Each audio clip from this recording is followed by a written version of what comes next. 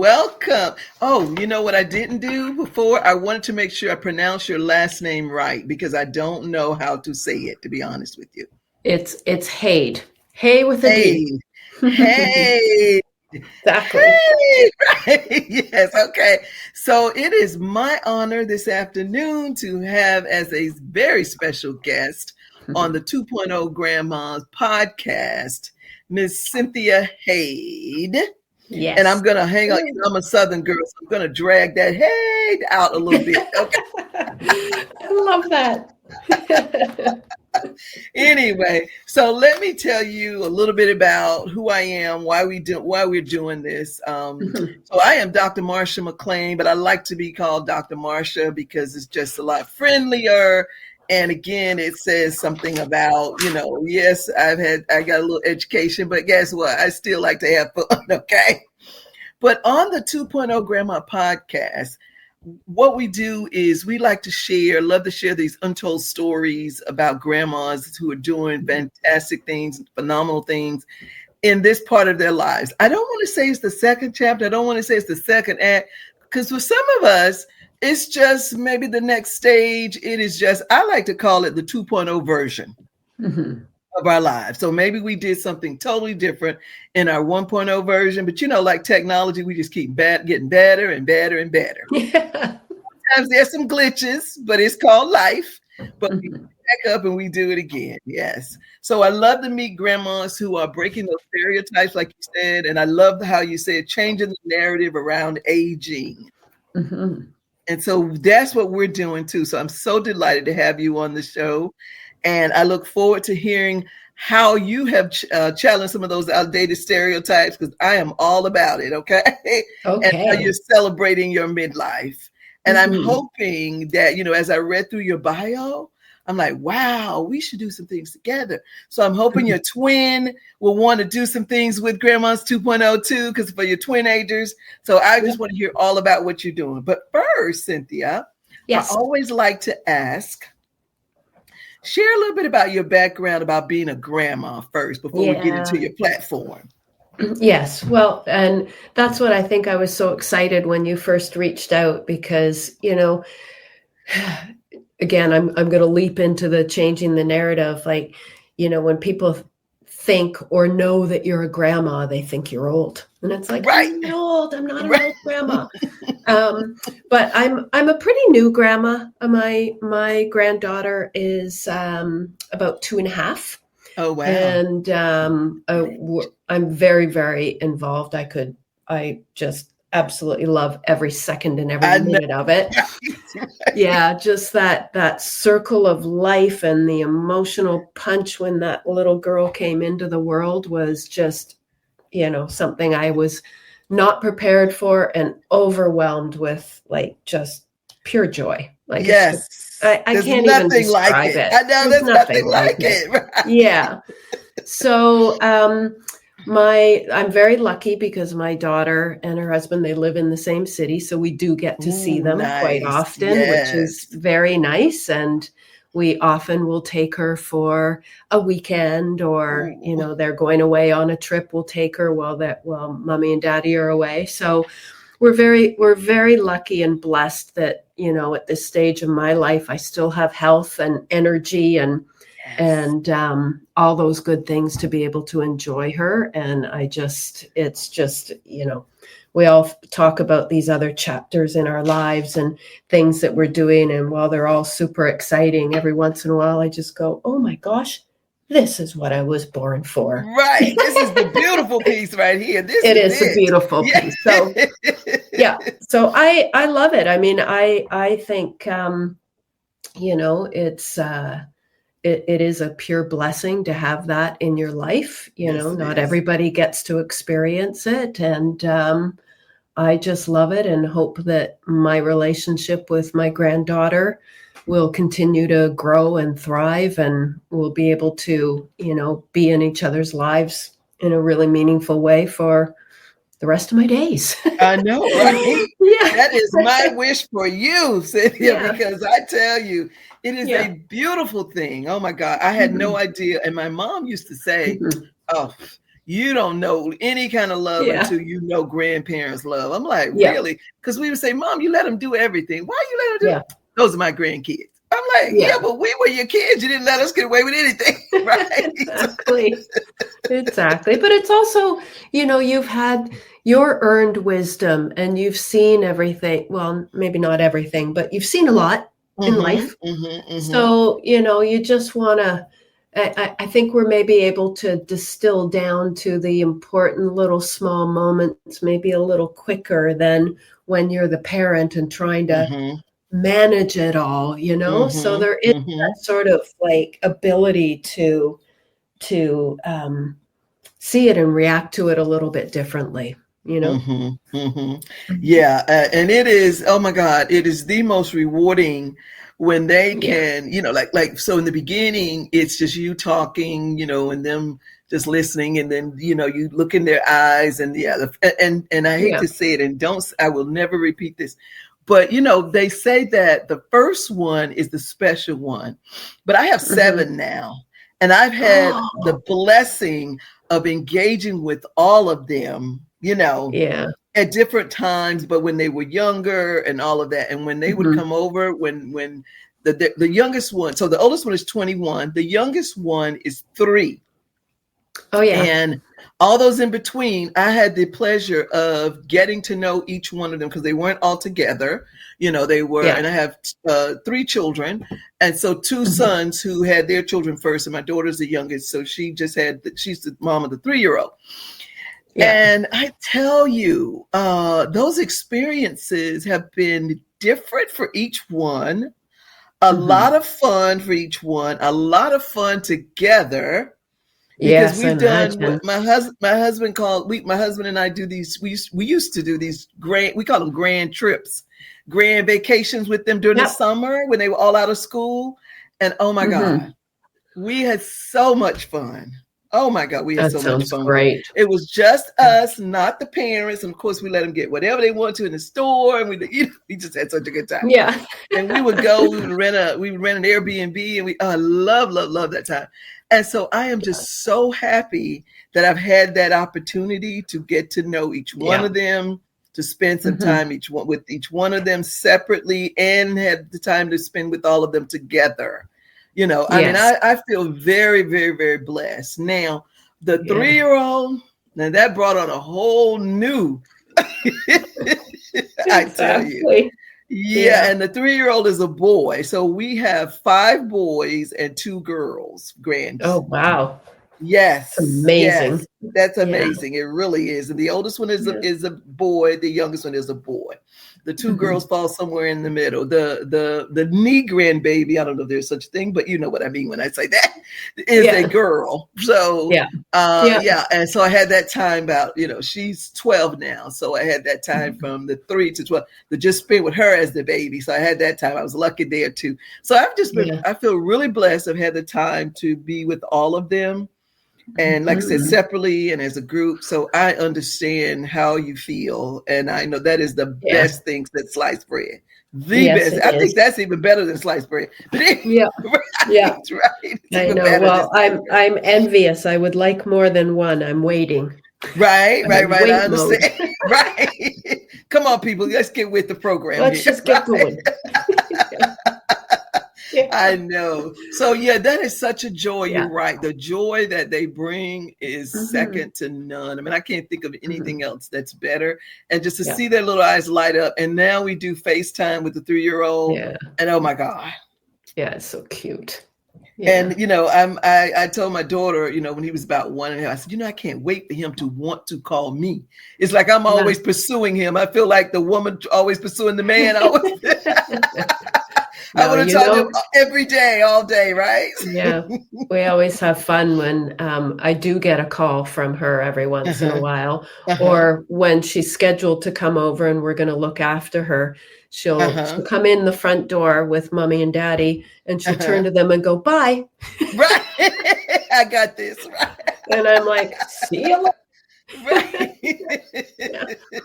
It is so much fun. And and you're right about the health, being in good health so you can really enjoy.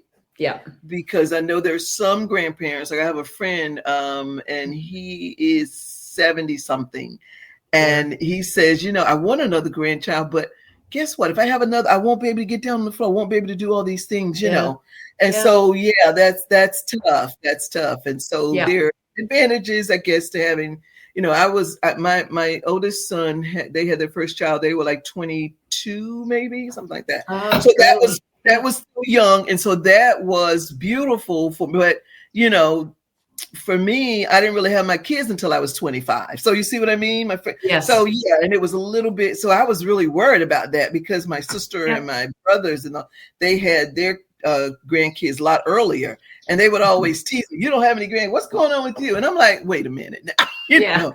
I felt like I did things the right way. I had my kids after I got out of college, not while or not in high school. So, you just never know. But when you think about the age thing, it does sometimes make a difference. Yeah, it does. It does.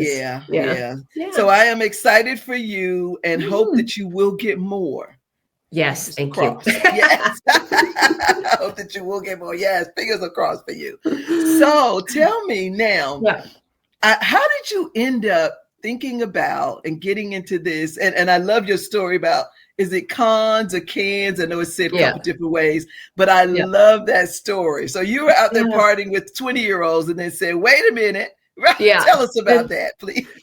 Well, I guess, the story in a nutshell is, in my career, working my way up the corporate ladder, if you will. And, having a great career and liking my job and doing all the right things, et cetera, et cetera. But I think for me, there was this one moment where I found myself, as you say, in Cannes. So Cannes, France, I work in advertising and marketing. So there's this big advertising and marketing show that goes on every year in the south of France, and everybody wants to be there. It's kind of like, I want to be there. I'm not even in advertising, right? I'm not going to lie. I had a lot of years of fun going there. It's a big conference. So you learn a lot, you network a lot, and you party a lot. Oh my God. And a lot of your networking happens, into the wee hours, let's just say, because it's a global conference. So you're meeting people that do the same thing as you from all over the world. So it's really quite special. And, I would go, not every year because it was a bit of a perk or a coup to be able to get a ticket. They're very expensive. You got to have a company that wants to send you. And the last time I went, I was in my early 50s in a very senior role in the company that I worked for. And I went over and I don't know, just something hit. Like I had this switch that went off, and like literally at 2 a.m, as I was like in a bar with all these people and there's dancing and partying and all of that. And I just went, what am I doing? Why am I here? Because, it got muddled into all kinds of different feelings around imposter syndrome. Like you have to prove yourself over and over and over again and especially as women. I feel like as women, we have to quite often. And, as the new cohort of the favorites of the month or the new, creative stars, if you will, were there. It's like, you had to sort of prove yourself to them all over again. And I just started really thinking about it and going like, I'm doing these things that are, on the one hand, really fun, that I had a lot of fun with in my earlier career, but why am I doing them now and feeling like I have to do them and I have to keep up with this crowd that is 20 and 30 years old and I'm in my 50s and I just don't have the same energy, but also drive to do that. It's like, why can't my accomplishments speak for themselves? Hello. So I just started doing a whole lot of kind of questioning of what I was doing and where I was at with my career and my life, and realized at that point in time that I was really suffering from internal ageism. It really was, my inner self telling me I had to do all this when, and when I probably really didn't need to. So that was sort of a turning point for me. And I came back from that trip and I thought, this aging thing, there's the, how it affects you, physically, how it affects you emotionally, how it affects you, in your professional life, in your personal life. And I just started really like digging into that and going, there's something wrong here.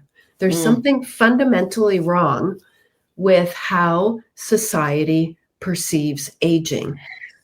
As this steady decline, that everything is going to stop working the way it should be working. And you're never going to be as good as you were or as fast as you were or whatever the case may be.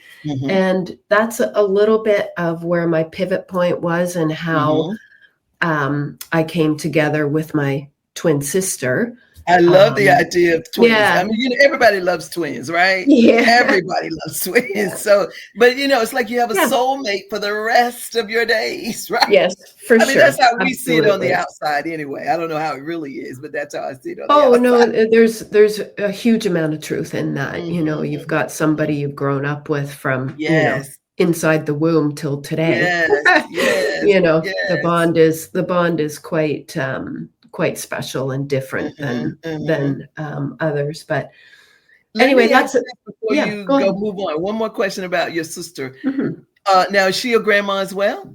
No, she's not. Oh, I was gonna say no, not yet. Story on twin grandmas, but anyway, go ahead. No, not yet. She's living through my granddaughter at the moment. But we also have this theory. We actually have this theory that because we share so much DNA, that actually her kids are my half kids and my kids are her half kids. So therefore my grandchild is probably a quarter her grandchild. Half grandchild, right? A quarter. I like that. Okay. Yeah. Okay. I like that. I love that theory. Yeah. Yes. Okay. So that makes a lot of sense because, right? Because you share everything. So yes, of course you would share grandkids too. Okay. So from that, now you created your own agency. So tell us about the deli. I love the name, by the way. Yeah. Well, and that was like when I went to, like, everything really changed after I came back from Cannes. It really was a pivotal point, and I was working for others.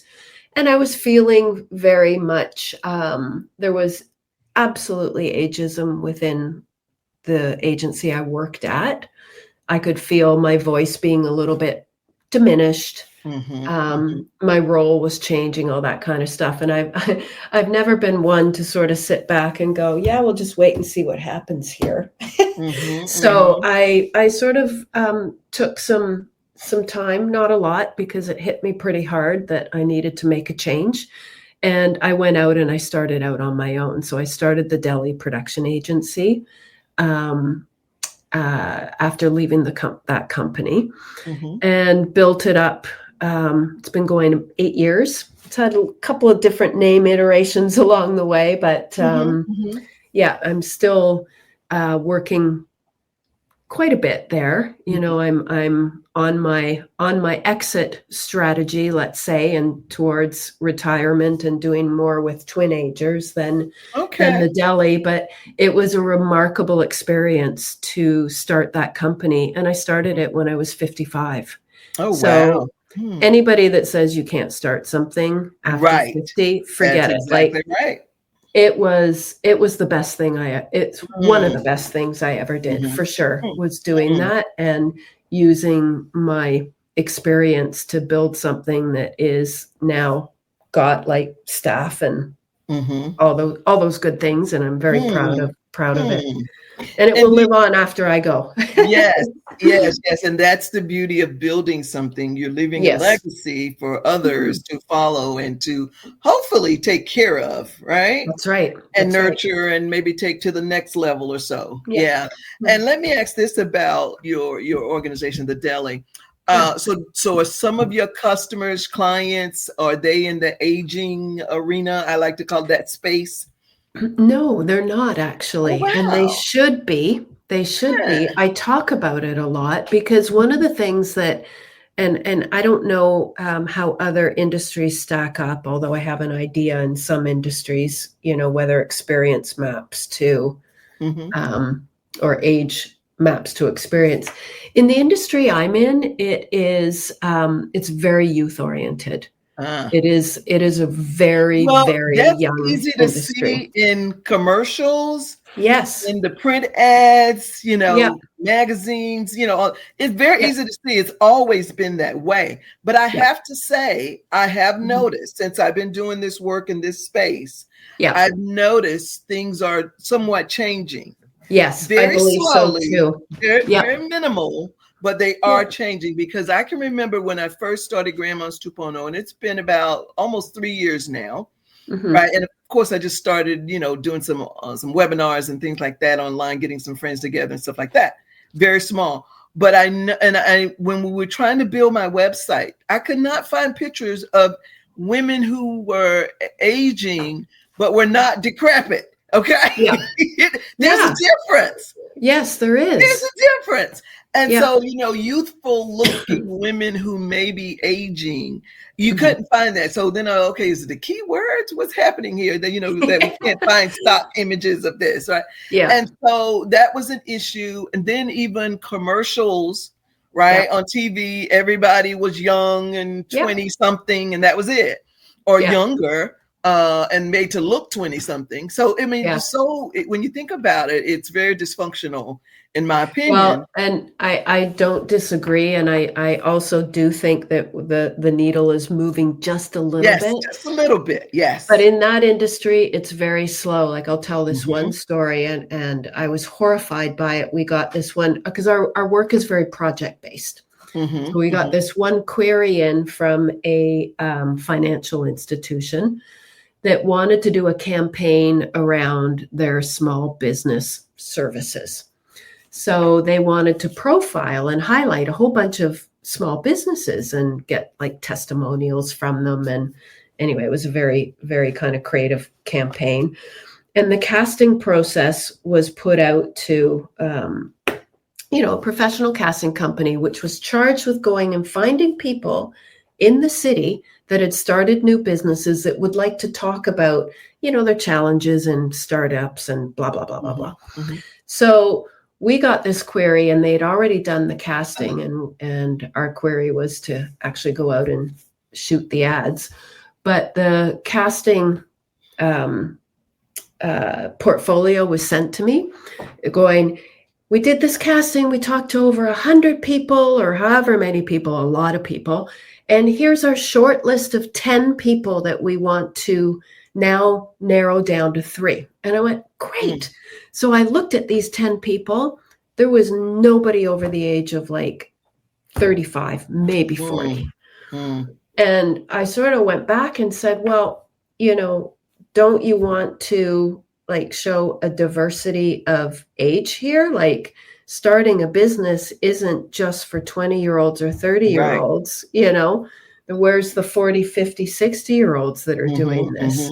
Anyway, that was a little shocking to me. And we ended up doing the project, but they didn't highlight anybody of any experience doing that. And I thought that was a real miss, and I think that's sort of indicative of what's going on in that industry. It's it's starting to change a little bit, but they've got a long way to go. Yeah, well, that I see that as well. And things like, I think the Golden Bachelor, and I think now they're going to do the Golden Bachelorette, if I'm not mistaken. And they've done that already. Okay, so those things kind of will change, a little bit, will change the horizon a little bit. Because, reality TV shows are a big hit. They're here to stay. I don't see them going anywhere. And so as a result, they kind of dictate, culture, what happens in the world. And so that, I think, is one thing. Now, how they do it may not be the best way, but it is a thing that will kind of, like you said, move the needle a little bit. I even noticed commercials, like even at, was it the Super Bowl commercial with Meg Ryan and what's his name? Billy. Oh, Meg Billy Ryan Crystal. and Billy Crystal. Yeah. That that little things like that will Yeah. change and make people Yeah. think, oh, well, maybe we do need to have. And I even noticed a Dove commercial, right, would had women of different ages and diverse age, diverse races, cultures. And I'm like, okay, so things are changing a little bit, I noticed, but not quick enough. Yeah. Well, there's also a lot in, as you say, in pop culture. There's, I did a review on a show that Pamela Anderson did, her latest movie, The Last Showgirl, which was starred Pamela Anderson and Jamie Lee Curtis as the lead, and fantastic exploration on what happens. A little bit like my Can story, to be honest, a little bit. She was a showgirl and the show was canceled. And it was all about how she dealt with that and how she would, try to move on and make something of her life. And it was really quite interesting. Jamie Lee Curtis was played a pivotal role in that too. And then there's like another reality show called The Later Daters. I don't know if you've seen that. I've seen that. Yes, I have. Because I make it a pretty point. I make it a point to see those kinds of things that are happening because, like I said, I want to know. I want to, for my own, for what I'm doing with Grandma's 2.0. I want to know. I call it all research, right?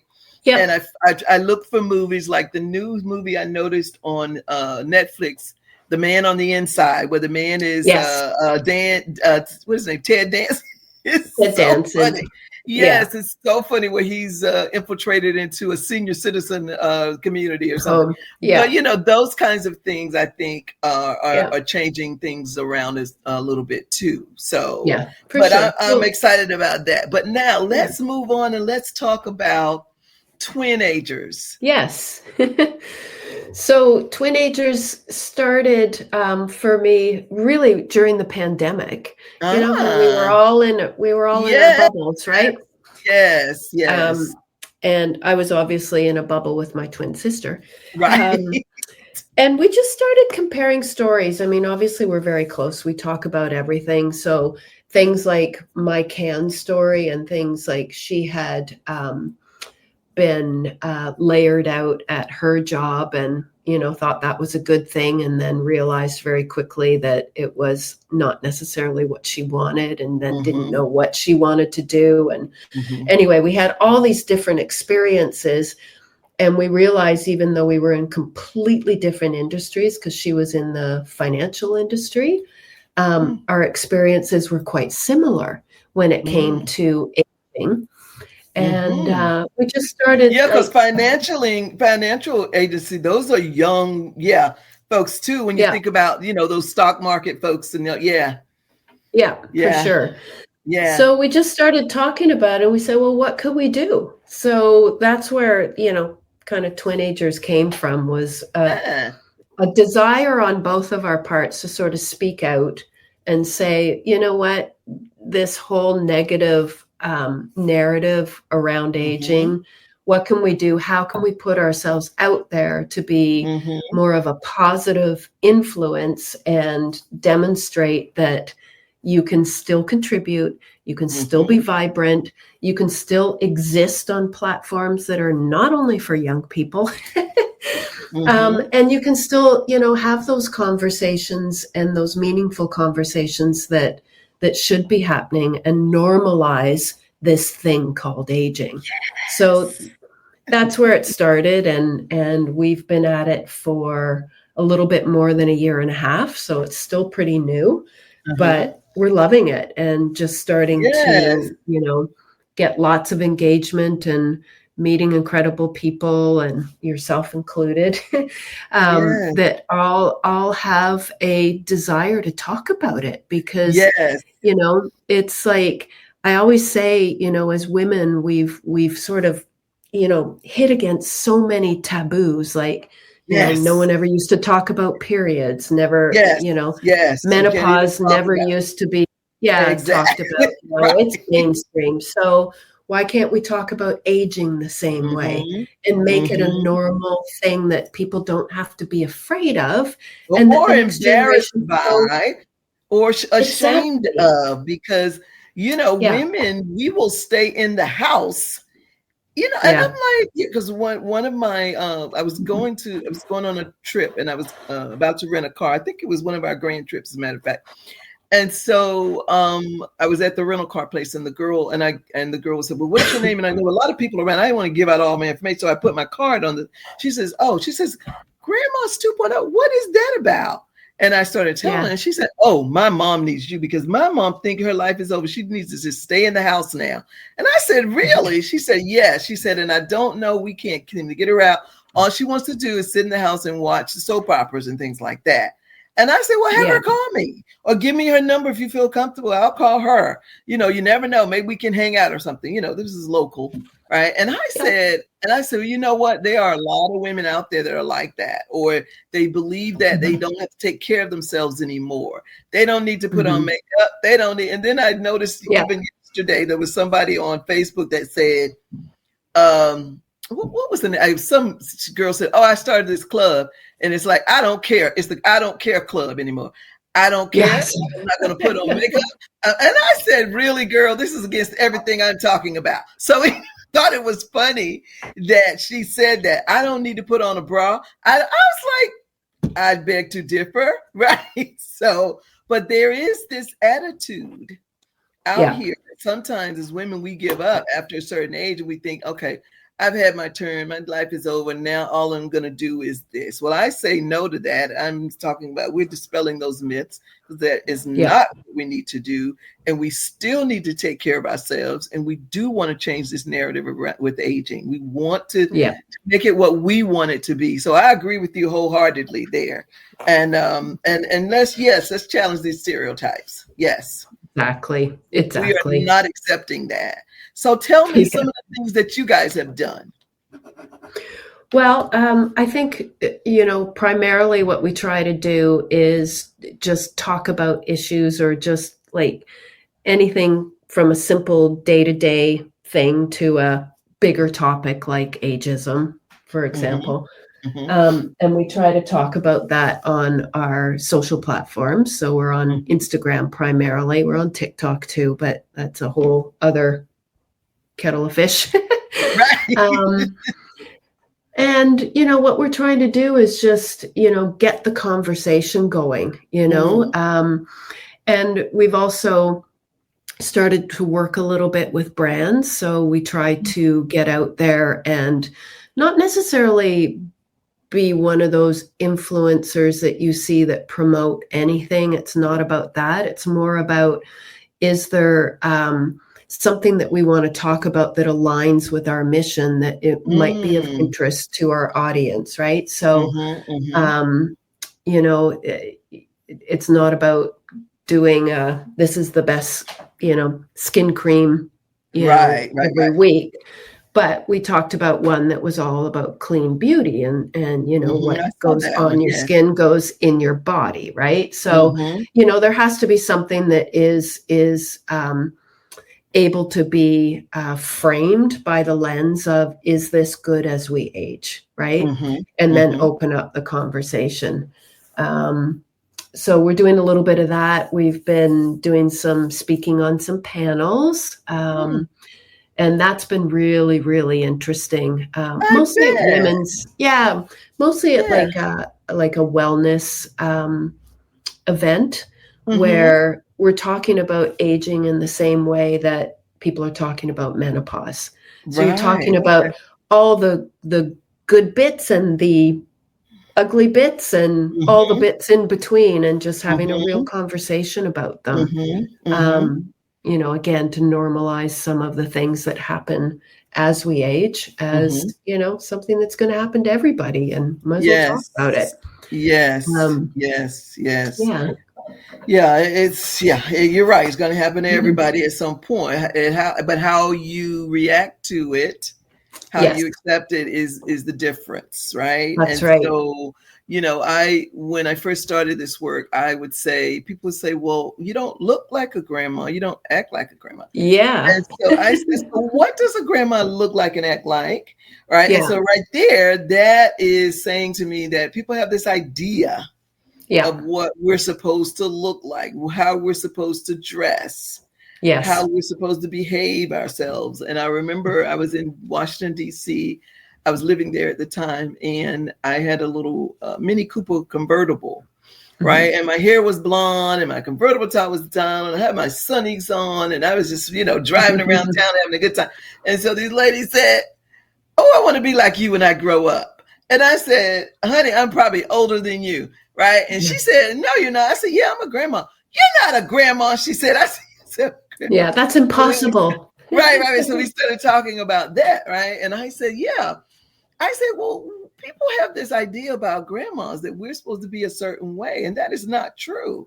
I said, and as a matter of fact, when I started doing my research, grandmas are younger these days than ever before. I mean, there's some as young as 30 something, right? Wow. And I interviewed a girl recently in my season 3 here. And I was like, and she said she was a grandma at 30, I want to say 38. I was like, wow. Yeah, I wasn't ready. I wouldn't have been ready to accept that at that point. But anyway, it would have been like, no, But anyway, so yeah, grandmas are younger. I did some research, looked at AARP, what they had to say about, grandparents and how young and, what the age range was and all that. But yeah, there are grandparents that are much younger today. And all of that. And then we're living longer. We're living healthier than ever before. So of course that plays into the idea too, because what happens is you may be a certain age, but you may look this age, but you might be 10 years older than that. Right. And so people get a little confused. I was talking to a friend on the phone earlier, and she said, she was buying cigarettes, and I don't smoke cigarettes, but she was buying cigarettes. And she said the girl carded her. And she said, and I said, well, she said, "Girl, I'm old enough to be your grandma," is what she said to the person that carded her at the store. And I said, but that's a compliment, girl, because she's asking you for your ID and you're 60. She's saying to you, you don't look 60. You look like you might be. I said, so take that as a compliment and don't harass that child about the fact that she carded you. That's a compliment. And but there are people that look like that just do not look their age, and so therefore people will assume that you're not a grandma. But why does a grandma need to look old and decrepit?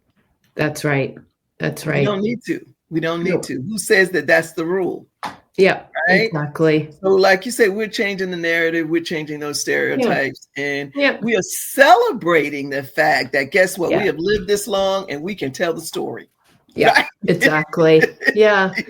It'd be nice if it was more mainstream and, part of our culture in North America, that the respect of getting older is more ingrained. I'm not sure it's there. There's pockets of it, but it's not like in other cultures where there is a real respect built in. Yes, I noticed that as well. And that's another thing that I said, I noticed in a lot of other cultures, there's a respect for the elderly, but in our culture, there is not. It's like, go somewhere and sit down, grandma, grandpa, you can't do that. And then the children start telling you what to do. That's right. Right? That's another thing that happens. So, anyway, it's very interesting. Now, I would love to think of a way that we could collaborate. What do you think? Yeah, absolutely. We should put our heads together on that one. Yeah, because I think it would be wonderful to talk about this. I don't know what else to do, but there's things that I think that we could possibly do together. I also so I try to ground everything that I do, just an FYI, and maybe this is where your sister could come in too. Focus around these areas of wellness. So there's this theory called 8 dimensions of wellness, and one of them is financial wellness. Another one, of course, emotional, social, intellectual, spiritual, physical, blah, blah, blah, blah, blah. But I love the idea that, she said she was in the financial area, that area. So maybe there's a way for us to maybe an opportunity for me to talk with her about that as well. So I've devoted, like, this month we do this month we do that. And April, of course, is Financial Literacy Month. So I would love, but maybe in the future we could have her on as a guest as well. Yeah, because it's interesting because, one of the topics that we get a lot of traction around or engagement around is those that are leading up to or have just retired. Right. Because it's such a huge transition in life that I don't know that certainly from what I see, corporations don't help you manage to retirement very well. Like, that's not on their radar or within their purview to do. But the thinking around how to retire, when to retire, from a financial point of view and an emotional point of view and a social point of view, because your identity is attached to your job very often, right? Yes, it is. Anyway, that it's I like the wellness pillars you talked about, because they're all interrelated. Yes, they are. Yes, they and are. they can hit you at different points. Like retirement is just an example, and being a grandmother is another example of another point where you've got emotional wellness and et cetera to think about. And we're going to add to that dimension, and we're going to do something around technology, because here's the thing: we don't do. I think as seniors, maybe I'll frame it that way. As seniors, there's a lot about technology that we do not know, and sometimes we are afraid to even try. Yeah. So I want to give my folks, my audience, an opportunity to try some of these things with some guidance. Somebody helping them through the way. But that's another, and I call it another dimension is technology wellness, which is not one of the one that was that was coined by Dr. Peggy Swarbrick, and I loved it so much, and I thought, wow. I love the fact that she thought about all those different areas and that they're all interconnected, but they all stand alone as well. Yes. And people need to make sure that we are well in those areas, because we don't. We just assume that, okay, well, I got money, so I'm good. No, that's not necessarily true. Not enough. Because you still need a social, still need that emotional connection with someone or some people. So again, and then because of the age that we're living in, this digital age, there's so many things out here that we might not try because we're afraid to try. Oh, I know I heard my mom say, my mom is like 85, and she said, yeah, but I don't know I might mess it up. Don't be afraid to mess it up. It's your thing. Mess it up if you want to. It's okay. Yeah. And but you know what? It's super important to think about that. Like that was one of our huge learning curves when we started Twinagers too, because we learn all about how the platforms worked. Yes. What the algorithms were doing, what resonated, what didn't, what kind of technology was best for creating our content. We had to learn all of that, right? The learning curve was steep. Yes. Way steeper than we thought. But we loved it. And I think, I say TikTok was a bit of a different beast, but I think a lot of people think TikTok is only for young and dancing videos and having fun. Which there is that component, of course. Right. But there's also such an audience there, and so many people that are craving discussions. But to learn how that worked versus Instagram versus Facebook versus setting up, like it was such a big technology lift for us. Yes. And I know my daughter would say to us, "Mommy, you do not need to be on social media." I'm like, "But why not?" Your kids tell you, again, they try to tell you what to do at a certain age. So she said, "No, you don't need to be on social media." I'm like, but I do need to be on there for my business, right? I'm not trying to be on there personally. But in order to get there at all, you got to start a personal page, right? Yeah. So I had to, and for a while she didn't like it, but then I said, okay, now I've got to do this for Grandma's 2.0. And I'm so glad that I did. And like you, I didn't know what I was doing. Not one idea I did not know what I was doing. And I can see, if I would look back through my first post to this where we're at right now, it would be like, wow, so huge difference. When we talk about it going, our first ones were horrifying. Right. And going live, I'm like, no, not going live. Right? Yeah. But you just have to try. Like that's the thing. You can't be afraid to try. And I think it's also, you have to find the fun in it. Yes, yes, If yes. you're not And that I finding the have. fun in it, then Mhm, it's not worth mhm. doing. It's just Yes. not. Yes, Yeah. and that I have. I mean, I actually love doing it now.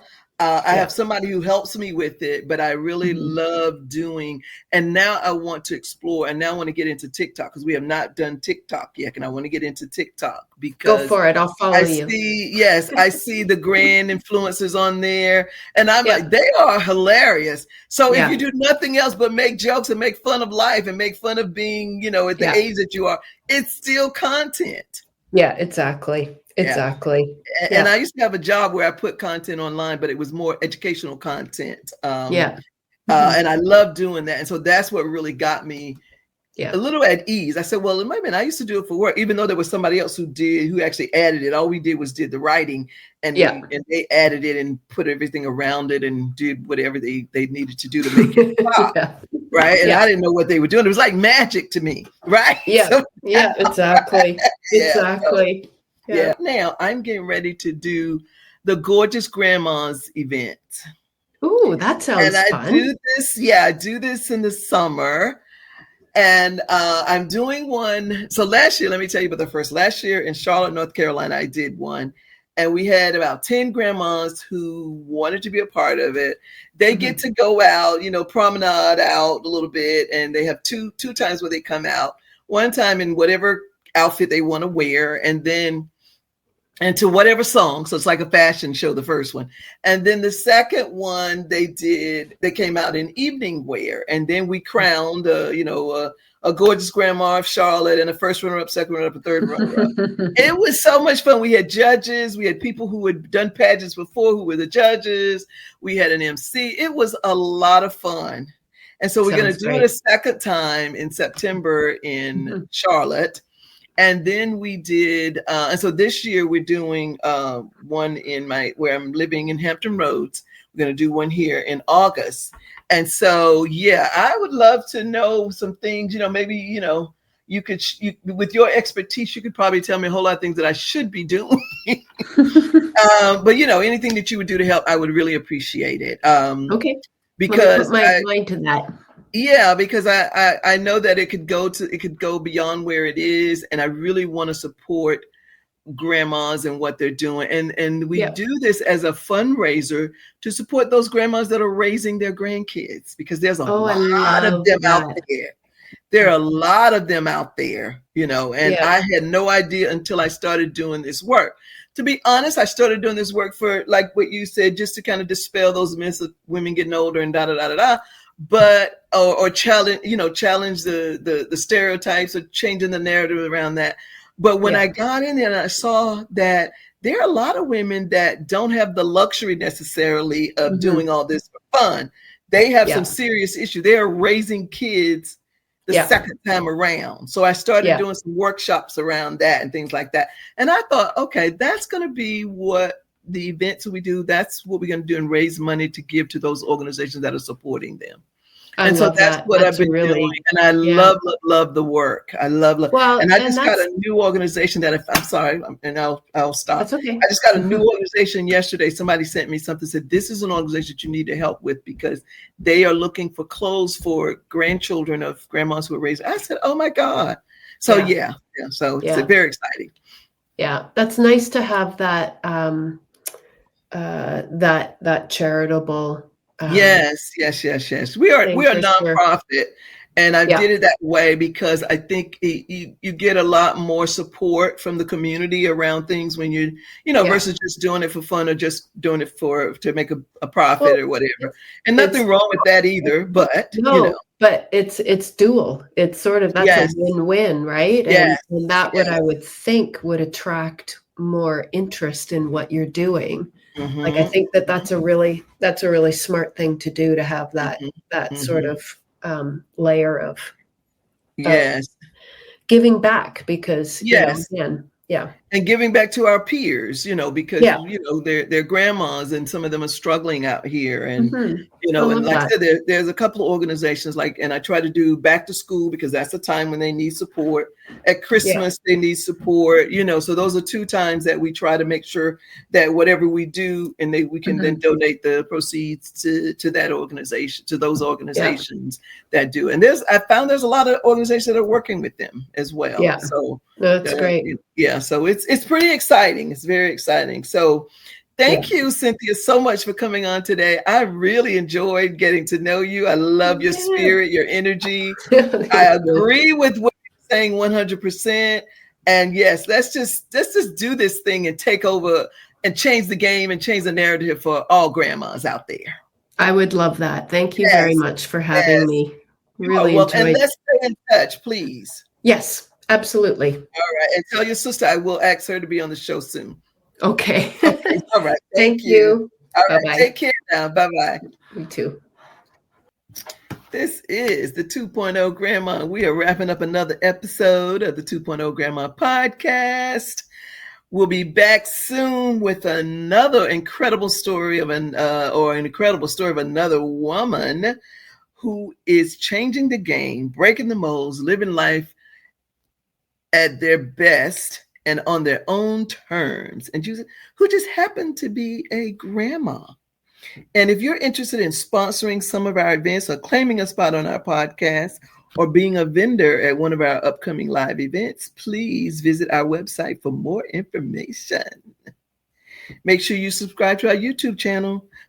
And guess what? Do not miss the next episode. Until then, keep living your 2.0 best life.